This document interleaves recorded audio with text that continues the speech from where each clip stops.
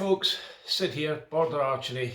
What I'd like to try and do today in this video is explain how ILF works and try and explain the tolerances and what our observations are within the marketplace.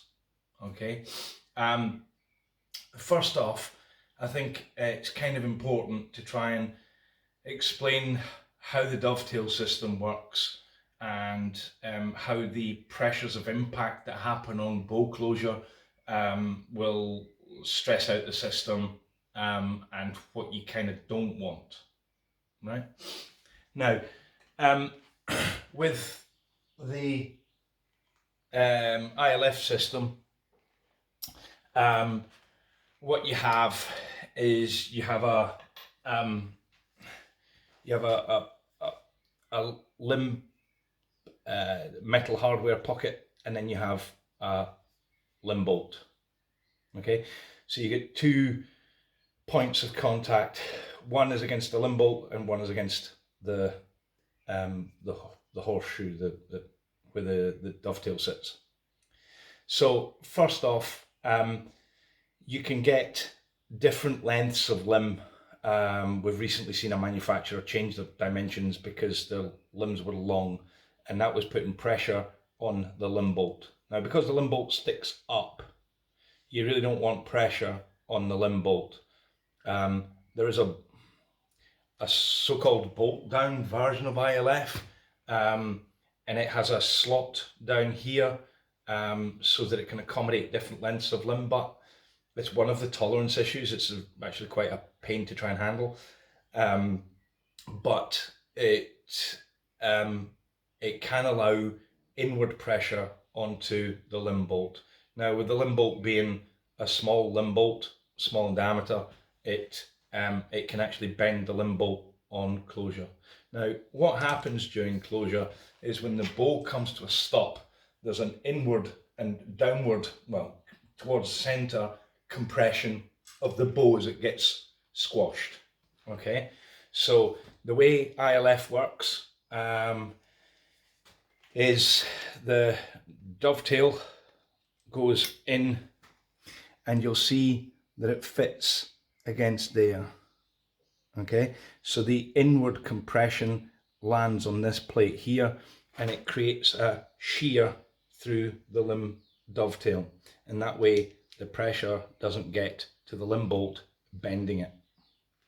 Okay, so it needs to kind of fit here, and you really don't want it pressing on there. All right, so that's kind of how it works. Now,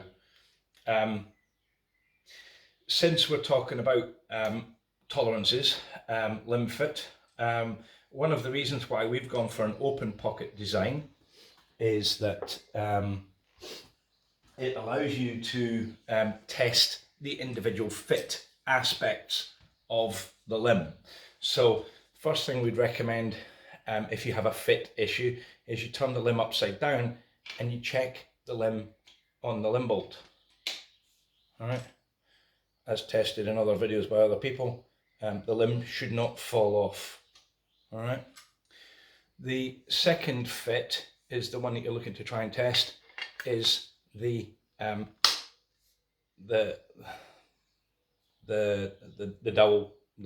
dovetail.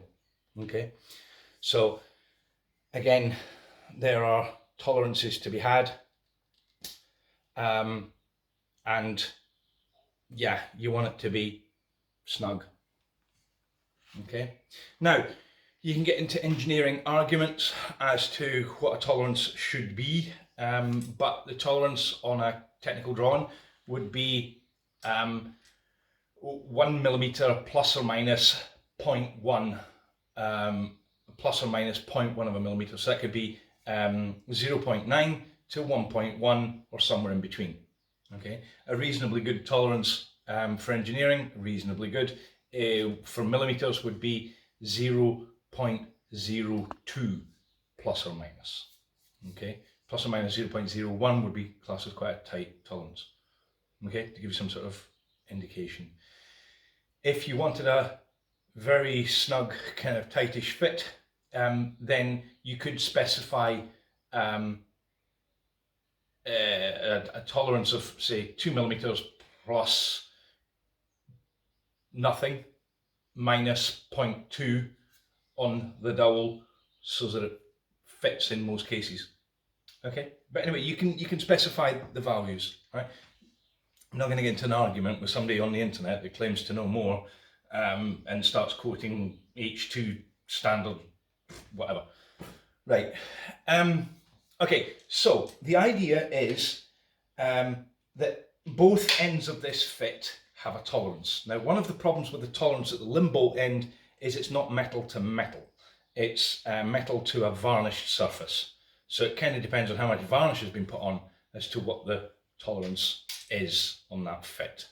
Okay, so I personally would rather my limbs were a little bit too tight on that fit, yeah, so that with a nail file or a little bit of very fine sandpaper, you could rub some of the varnish out to get the fit you wanted.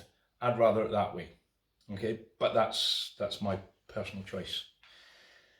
When it comes to the dovetails, now this is where, apart from the length differences between, because there's no standard, because there's no industry definitions as to what the sizes are, if anybody tells you otherwise, they're talking rubbish. The idea is that we have noticed that there are two main modes of thought, two main areas of standard, of tolerance. Okay, so what we have seen is that if you were to have a look at the specs, the channel itself, okay, in terms of height would be about 11mm, which means the dovetail would need to be a little bit smaller so that it fits. Okay, so the dovetails that we've seen are generally 10.98, not 11mm, they're just under it by 0.02 of a mil. Okay, now that 10.98 will have a tolerance band. The 11mm will have a tolerance band, and I wouldn't necessarily take a set of calipers to be exact, and I'll explain why. Because the harder you push them, yeah, the different numbers you can get. All right. So what you're kind of struggling to get information on as end users is that what we've discovered is Korean limbs and French limbs, by and large, sit with the 11mm not on the riser side, but on the limb hardware side. Okay. Now again, that's going to be the plus or minus tolerance band. Now whether it's a +0, -3, whatever, I don't know. I'm not privy to their technical specs. I'm also not privy to their quality control in terms of the actual information that they have. But you do seem to have two different specs of dovetail hardware and riser hardware. Hoyt and ourselves seem to be 11mm on the riser, and the Koreans and the French seem to be 11mm on the dovetail. Now, by and large, they fit. If you're at the one end of one and one end of the other, you can end up with a non-fit Korean limbs into a Hoyt stroke Tempest type riser. You can end up with a non-fit. If you're at the low end of theirs and the middle end of, for example, ours, you can end up with a lovely fit. Okay, they fit snug. They're nice. Again, if you're looking at Hoyt limbs on a Korean riser, or our limbs on a Korean riser, if you're at the far ends of the game, you can end up with quite a sloppy fit. Now, we make custom hardware. on the on the end of the dovetail here, we'll have custom. So we do 11.02, 11.04, 11.06 style dovetails. And that's to account for worn out risers or risers that are up at the upper end of this scale. And that's for our customers. That's what we do for our customers. What you get from the big brands, well, that's none of my problem. Apart from our limbs should fit, okay? Because our limbs are at the lower end, and then we can accommodate the upper end as we try and get you a good fit on the riser of your choice. So there's the conundrum that you've got when looking at ILF. You've got two ends of the spectrum. You've got your what we see as the Korean stroke French standard, and then you have the Hoyt and ourselves. We seem to be the 10.98 on the limb bolt. Now, ILF for me has to be intercompatible, and there are variances between brands. There are. Don't let anybody tell you otherwise. Sometimes you might get a product from a manufacturer that is out of spec. It slipped through the net. It shouldn't have slipped through the net, but it could have. There is one other weird anomaly that we've discovered, and we discovered it on a win-and-win riser with our limbs. Now, I don't know why you need to have a floating pocket, right? If you had a floating pocket, if you actually understood the ILF design, you wouldn't really need a floating pocket unless you make an abnormal limb fit. But the reason for the slope there and the slope on the dovetail is so that when the hardware's in, you have an amount of movement, right? Okay, so if you look inside there, you'll see that you have a range of movement. Okay, now that, as per the original kind of design, it allows it. So the idea of having a movable pocket to always keep the limb at the correct angle to the pocket, you don't need it. You literally don't need it. The reason I've put the limb down here. The reason why the limb has a rocker is so that it can pivot on that. I have seen some Korean risers that have had locating points away from the dovetail, so it's out here. Now that makes absolutely no sense to me, because if you run your limb from fully in to fully out, you end up with a vertical movement of the dovetail rather than it pivoting on the dovetail. See what I mean? I'm trying to not talk rubbish to you guys, because it's up to you to decide. But to have a rocker point that's at the edge of the riser and not on the dovetail pivot doesn't seem to make engineering sense to me, but we'll leave that to them. That's their product. Okay. But the one anomaly that we have seen, which we can cater for as well, I'll use a Sharpie point, is the depth of the space at the bottom here. Okay. We noticed it on a win-and-win riser with our limbs, and what basically was happening was the sprung-loaded what we call the nipple wasn't fitting in the dimple, because the limb sat, the dovetail and everything all sat too high, and or the pocket floor, the base here, was too low, right? So for that particular customer that observed that, and the observation was that when you tried to string up the bow, the limbs kept falling out because he didn't engage in the click. What we did was we quickly made some slightly longer little brass nipples. A mil and a half was enough to catch and engage and give the customer the click that they wanted. As far as I'm concerned, that's customer service. So we now have a small bag of spare nipples. I can't believe I said that online, but hey, in for a penny, in for a pound. So there are variances in the specs and tolerances and ideas that are out there. The depth of the pocket is one, the width of the shoulders that gives you the alignment. So that would be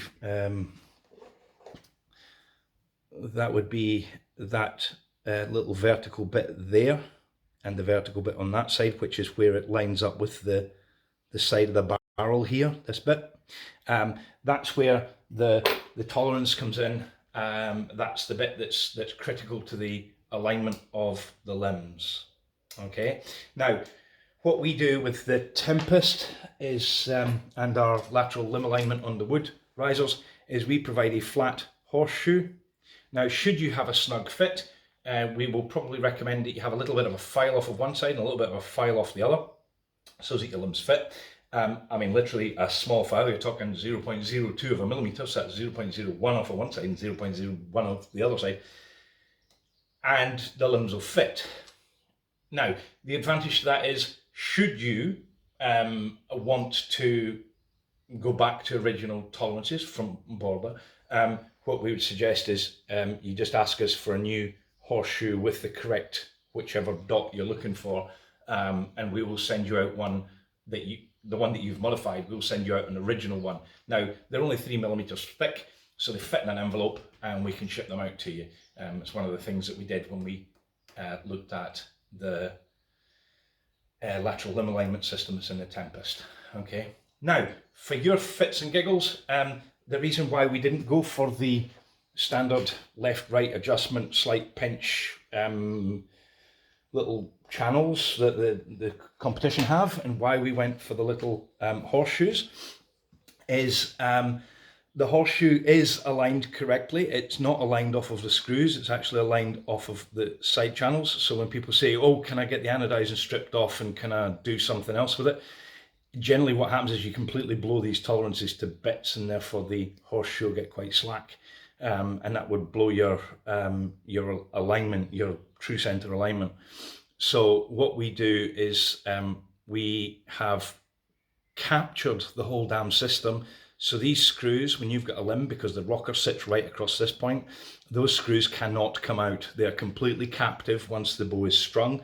So there is absolutely nothing can vibrate loose and or affect your riser's alignment, your limb's alignment.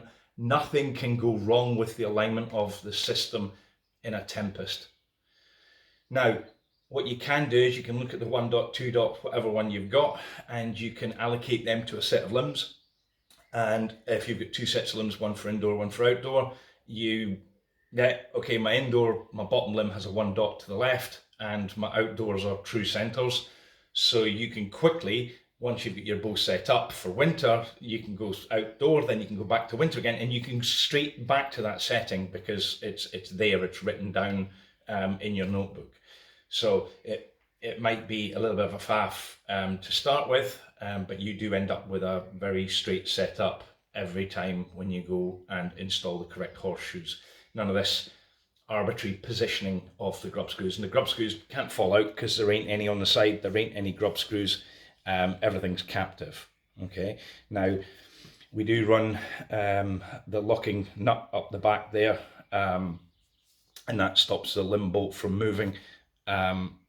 Yeah, but again, it's captive, it doesn't come out. You'd have to take your limb bolt out before you could get access to that one. Okay, so that's kind of our ILF system in a nutshell, and why we've chosen that system over others. You cannot lose your limb alignment with our system mid-competition. It is impossible, and that's why we've done that. Same with our hunting bows, it's the same thing. Nothing can come loose, nothing can rattle free.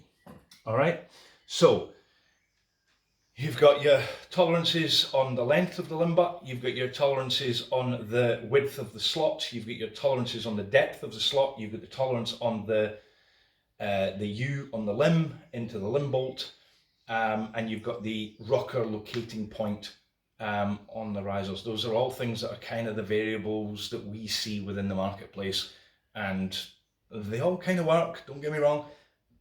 Just every now and again you get like the weird one that doesn't. So hopefully we've got a system that can cater for whatever you've bought out there. All right. So I'll go and hunt out that screenshot and post it up, and you can see the tolerances that I've kind of been speaking about. You can go and have a look at Kaminsky's video on his accurate limb bolts. You can have a look at them, and you can see for yourself what he deems as accurate. You can see what the manufacturer's saying. You can take what I'm saying, and yeah, put me to the test. Comments below. I'm happy to answer. All right. Thanks for watching.